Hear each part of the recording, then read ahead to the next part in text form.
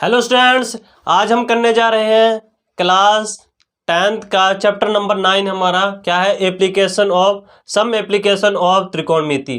तो पिछले लेक्चर में हमने क्या करा था? इंट्रोडक्शन ऑफ त्रिकोणमिति। तो क्लास 8 में हमने करा था इंट्रोडक्शन ऑफ त्रिकोणमिति। तो उस लेक्चर में हमने क्या करा था? कुछ हमने फॉर्मूले लर्न करे थे। कौन से फॉर्मूले हमने लर्न करे थे भाई? चलो करते हैं। Sine square A plus cos square A equal to 1 और secant square A minus tan square A equal to 1 और cosec square A minus cot square A equal to 1। हमने जो 3 फॉर्मूले थे इंट्रोडक्शन ऑफ त्रिकोणमिति में हमने लर्न करे थे। इसी 3 फॉर्मूले के बेस पे क्या है, एक जो हमारा चैप्टर था वो सॉल्व हुआ था। ठीक है, एक्चुअली ये जो फॉर्मूले हैं इंपॉर्टेंट थे तीनों। ठीक है, उस एक्सरसाइज में तो हमने करे। तो फिर आती है बात कि सम एप्लीकेशन ऑफ त्रिकोणमिति। एप्लीकेशन ऑफ त्रिकोणमिति की क्या हो सकते हैं? एप्लीकेशन ऑफ त्रिकोणमिति क्या हो सकती है? इसकी एप्लीकेशन क्या हो सकती है त्रिकोणमिति की? तो स्टूडेंट्स, आपने पहले देखा होगा त्रिकोणमिति कब हेल्पफुल होती है? जब हमें डिस्टेंस उसका निकालना हो जो जिसे हम मतलब हम अपने स्केल या इंची टेप से मेजर नहीं कर सकते। ठीक है, for example height and distance.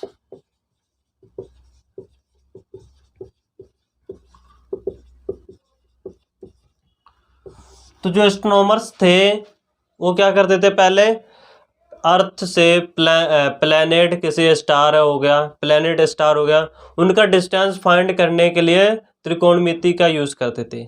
ठीक है, उनका डिस्टेंस फाइंड करने के लिए त्रिकोणमिति का यूज करते थे। तो कैसे त्रिकोणमिति का यूज करते थे वो हम इसमें करेंगे। तो हाइट और डिस्टेंस निकालने के लिए हम क्या करते हैं? त्रिकोणमिति का यूज करते हैं। फॉर एग्जाम्पल, हाइट और डिस्टेंस निकालने के लिए पहले हमें क्या समझना होगा? Angle of elevation and angle of depression. Angle of elevation और एंगल ऑफ डिफरेशन हमारे इस एक्सरसाइज में बहुत ही इंपॉर्टेंट है। कहने का मतलब, हमें एंगल ऑफ एलिवेशन क्या होता है और एंगल्स ऑफ डिफरेशन क्या होता है, ये 2 केस बनेंगे हमें। और 2 केस पे ही ये पूरी एक्सरसाइज जो है, चैप्टर 9 है जो हमारा वैलिड है। तो करें भाई इसे। चलो,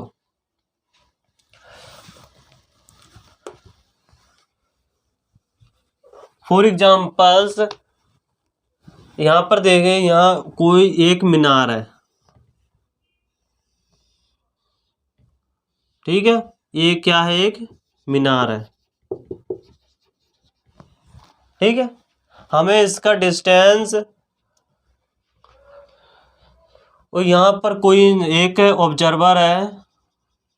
ठीक है, कोई एक ऑब्जर्वर है, कोई मैन कह लो कि एक आदमी यहाँ पर खड़ा हुआ है। उसने क्या करा?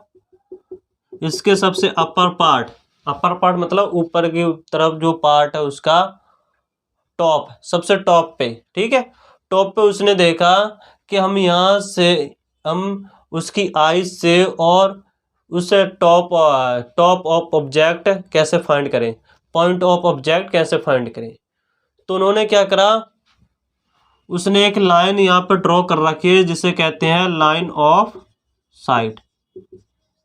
क्या कहते हैं? Line of sight. ठीक है, इसे हम कहते हैं line of sight. Line of sight क्या होती है? The line which are from eyes of observer and point of object. Point of object और आइस और ऑब्जर्व के जो बिटवीन डिस्टेंस जो लाइन होती है उसे हम कहते हैं लाइन ऑफ साइट। ठीक है, और फिर हमें एक बात आती है, जो अर्थ का सरफेस है हमारा क्या है? ये रहा।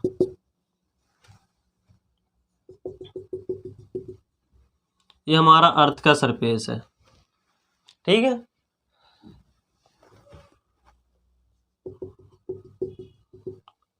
ये हमारा अर्थ का सरफेस है। यहाँ पे इंसान खड़ा हुआ है और क्या देख रहा है, मीनार के टॉप पार्ट को देख रहा है, ठीक है, पॉइंट ऑफ ऑब्जेक्ट, ठीक है, ये हमारा पॉइंट ऑफ ऑब्जेक्ट है, यहाँ से वो देख रहा है।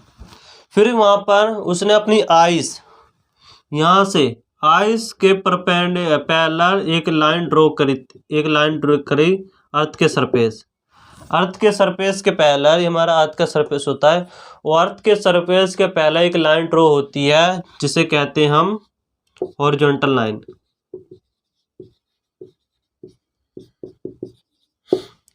हॉरिजॉन्टल लाइन क्या होती है? The line which are parallel to earth surface, the line draw to parallel to earth surface, जो अर्थ के सरफेस के पैरेलल लाइन ड्रॉ होती है उसे हम कहते हैं हॉरिजॉन्टल लाइन। ये इसके पैरेलल भी होती है, ठीक है, तो यहाँ पर उसकी आइस के पैरेलल होती है लाइन, ठीक है। हॉरिजॉन्टल लाइन क्या होती है? पैरेलल होती है। और लाइन ऑफ साइट और हॉरिजॉन्टल लाइन ऑफ साइट और हॉरिजॉन्टल लाइन के बिटवीन जो एंगल फॉर्म होता है थीटा, इसे ही हम कहते हैं एंगल ऑफ इलेवेशन, उसे ही हम कहते हैं एंगल ऑफ इलेवेशन। तो एंगल ऑफ इलेवेशन आपको फाइंड हो गया कि एंगल ऑफ इलेवेशन कैसे फाइंड करते हैं? The angle between line of site and horizontal line, the angle form between line of site and horizontal line, उसे हम कहते हैं एंगल ऑफ इलेवेशन। तो ये हमारा केस वन था हाइट एंड डिस्टेंस में। केस वन था कि हमारा एंगल ऑफ इलेवेशन क्या होती है, लाइन ऑफ साइट क्या होती है हमारी, ठीक है, और हमारा हॉरिजॉन्टल लाइन क्या होती है। ये केस वन है कि मान के चलो कोई ऑब्जर्वर नीचे से ऊपर की तरफ ऑब्जेक्ट को देख रहा है, तो उसका डिस्टेंस कैसे फाइंड करेंगे, ठीक है, ये हमारा केस वन था।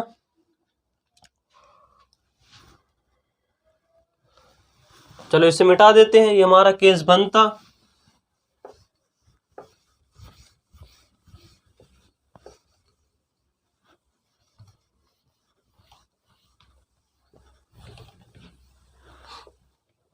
अब है केस हमारा केस टू। केस टू कैसे है? मान कर चलो यहाँ कोई मीनार है या बिल्डिंग आप कह लो, ये हमारी कोई बिल्डिंग है और इस बिल्डिंग पे कोई इंसान है खड़ा हुआ है, वो नीचे से वस्तु को तरफ देख रहा है। यहाँ पे मान के चलो कोई कार है,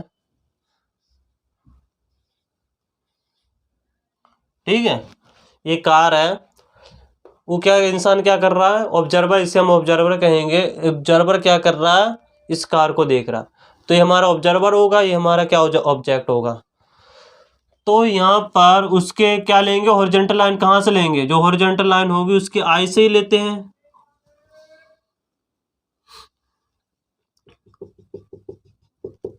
ठीक है। ये हमारी हॉरिजॉन्टल लाइन है जो अर्थ के सरफेस, ये हमारा अर्थ का सरफेस है, इसकी जो पैरेलल लाइन ड्रॉ करी जाती है उसे हम हॉरिजॉन्टल लाइन कहते हैं, ठीक है। अब उसकी यहाँ पर आइस से देखा जाए तो आइस से देख रहा है, यहाँ से आइस से ही हम हॉरिजॉन्टल लाइन ड्रॉ करेंगे। तो ये क्या है? हमारी हॉरिजॉन्टल लाइन, ठीक है। अब हॉरिजॉन्टल लाइन से यहाँ पर एक लाइन ड्रॉ कर देते हैं, ठीक है, यहाँ पे कार बना लेते हैं, ठीक है। ये अर्थ का सरफेस है और यहाँ का जो डिस्टेंस, ठीक है, ये ऑब्जेक्ट पॉइंट हो गया हमारा। इस लाइन को क्या कहते थे? Line of site.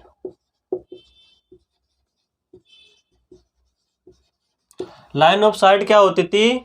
The eyes of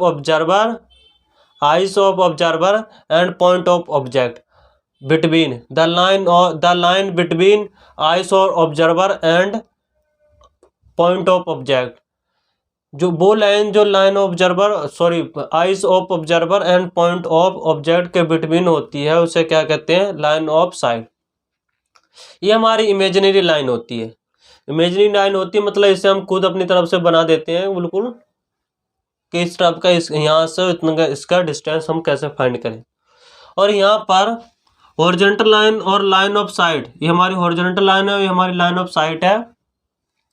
इसके बिटवीन जो एंगल फॉर्म होता है उसे हम क्या कहते हैं, एंगल ऑफ डिफरेंशन। तो यहां पर आपको 2 केस लगे।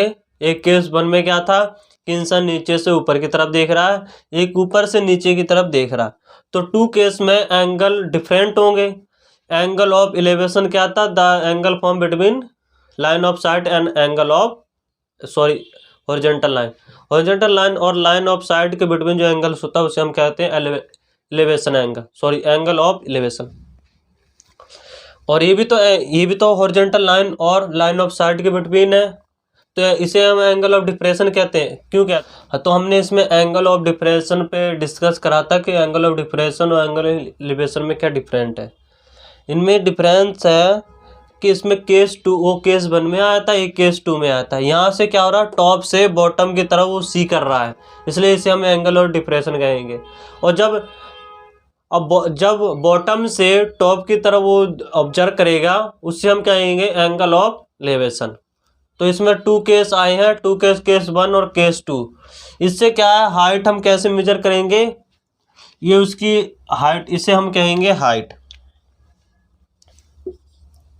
इसे हम कहेंगे बेस, और इसे हम 90 डिग्री परपेंडिकुलर एंगल लेंगे। ठीक है, ये हमारा परपेंडिकुलर एंगल है, और इसे हम क्या कहेंगे, हाइपोटेनियस, हाइपोटेनियस कहेंगे इसे हम। ठीक है, अब एंगल ऑफ डिफरेंशन, यहाँ थीटा है तो ये भी थीटा होगी। ठीक, क्या बोलेंगे, अल्टरनेट एंगल। ये अल्टरनेट एंगल क्या होते हैं, इक्वल होते हैं। जेड शेप बन रही है ना, देखो यहाँ पे बिल्कुल जेड शेप, एक जेड शेप बन रही है, तो ये एंगल जो होगा इसके इस एंगल के इक्वल होगा, क्या बोलेंगे इसे, अल्टरनेट एंगल। तो इसमें हमने 2 केस करे हैं, हाइट और डिस्टेंस। तो इसमें हम कह सकते हैं हाइट और डिस्टेंस मेजर करने के लिए 2 एंगल्स इंपॉर्टेंट है। कौन से, एंगल ऑफ एलिवेशन और एंगल ऑफ डिफरेंशन। तो इस हमने हाइट और डिस्टेंस कैसे फाइंड करेंगे हम इसमें डिस्कस करेंगे।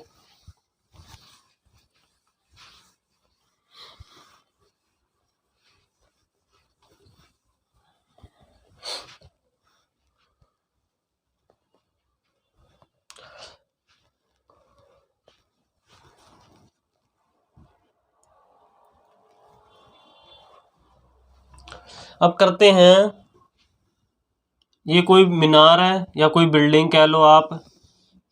ठीक है, अब यहाँ पर कोई एंगल्स फॉर्म होता है, यहाँ से कोई ऑब्जेक्ट है, कोई ऑब्जर्वर है, और यहाँ पे जो एंगल होगा उसे क्या कहेंगे, angle of elevation.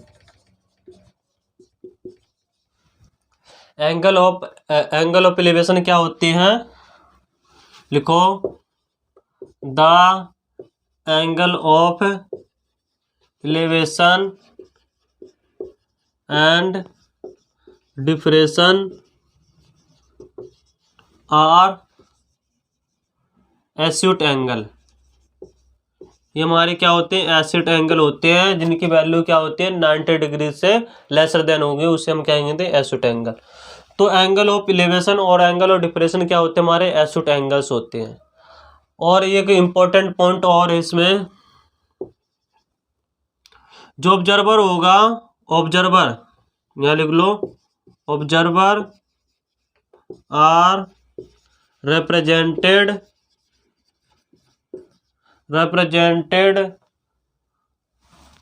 by point। जो ऑब्जर्वर होगा उसे हम पॉइंट से रिप्रेजेंट करेंगे। इफ लिखो, if his height is not given. अगर उसकी हाइट हमें नहीं दे रखी है तो हम ऑब्जर्व कहाँ से लेंगे, उसके अर्थ के सरफेस से उसका पॉइंट लेंगे। ठीक है, observer are represented by point if his height is not given. अगर उसकी हाइट नहीं दे रखी है तो जो हम ऑब्जर्वर का पॉइंट आई पॉइंट लेंगे वो क्या लेंगे, अर्थ के सरफेस से। ठीक है, अर्थ के सरफेस से। और दूसरी बात लिखो, the line parallel to earth surface.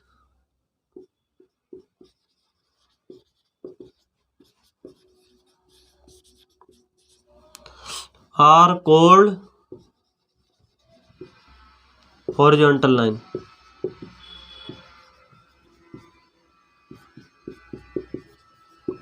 जो लाइन अर्थ के सरफेस पैरेलल हम ड्रॉ करते हैं उसे हम क्या कहते हैं, हॉरिजॉन्टल लाइन। ठीक है, उसे हम क्या कहेंगे, हॉरिजॉन्टल लाइन। अब एक और इम्पोर्टेंट पॉइंट लिख लेते हैं। यहाँ पर कोई ऑब्जर्वर है, ऑब्जर्वर क्या कर रहा है, बिल्डिंग के नियर जा रहा, ठीक है, यहाँ पास आ रहा, तो इसमें जो एंगल्स होगा वो क्या होगा, डिक्रीज होगा या इंक्रीज होगा, क्या होगा, मान के चलो एंगल यहाँ पर कितना है अभी 30 है, और फिर अगर पॉइंट वहाँ से यहाँ पर आता है तो यहाँ से पॉइंट देखा जाए तो एंगल इंक्रीज हुआ है। पहले वो 30 था तो ये यहाँ पर 60 डिग्री हो जाएगा, पहले वो 30 डिग्री था तो ये वही 60 डिग्री हो जाएगा। तो लिखो ऑब्जर्वर मूव्स टूवर्ड्स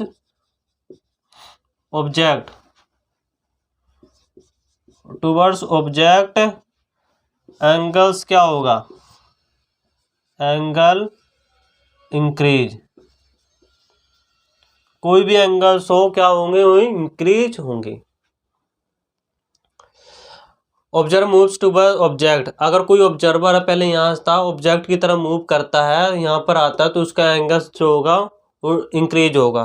ठीक है, एंगल इंक्रीज, एंगल एलिवेशन में भी, और एंगल ऑफ एलिवेशन क्या होगा, इंक्रीज होगा। लिख लो angle of elevation angles increases. ठीक है, तो ये कुछ पॉइंट थे जो हमने डिस्कस करे हैं। तो इसमें सम एप्लीकेशन ऑफ त्रिकोणमिति क्या है वो हम एक्सरसाइज 9.1 करके कुछ उसमें से सीखेंगे, और इसमें हमने कुछ पॉइंट करे हैं, ये पॉइंट नोट करें और इसे अपनी कॉपी में नोट करें और इसे लर्न भी करें।